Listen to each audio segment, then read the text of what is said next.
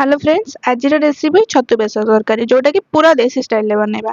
तो से छतु हलदी पानी पकईकी धोईदेमा फर्स्ट चुपुड़ी तापर कड़े तेल पकईबा तेल पकईकी छतु को भाजवा जोटा कि पूरा तार पानी मरजा दरकार। किसी समय पर लुण पकईबा लुण पकई सारिकी फ्राए करवा टोटाली एमती किसी समय पर फ्राए कलापर सी एमती टाइप कलर आसीज। ठीक अच्छे तापर आम ताको काढ़ी नबा। तो एपटे आलू पियाज टमाटो बेसर किसी रेडी करके मु रखी तापरे कड़ई रे सुखिला लंका जीरा पकईकी टिके फ्राए करवा तापरे पियाज ऐड करवा पियाज को भाजवा। तो एमती भाजिला परे किसी टाइम पर गोल्डन कलर एमती हो गोल्डन कलर कलर है आम बेसर मु ऐड कर देछि।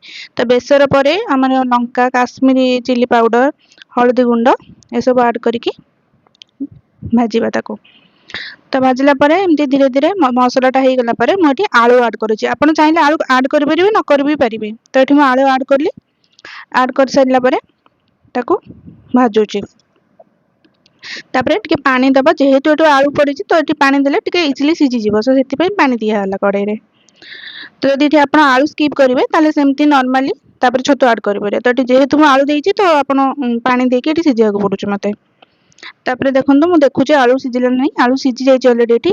तापरे टमाटो टमाटो को पकई टिके लूण देकी किछ समय पई छाडी दबा एठी छाडी हेकी पुणी ताको टिके घोड़ेकी रखी दबा ताकि से सिझी जिवो ता भितरे।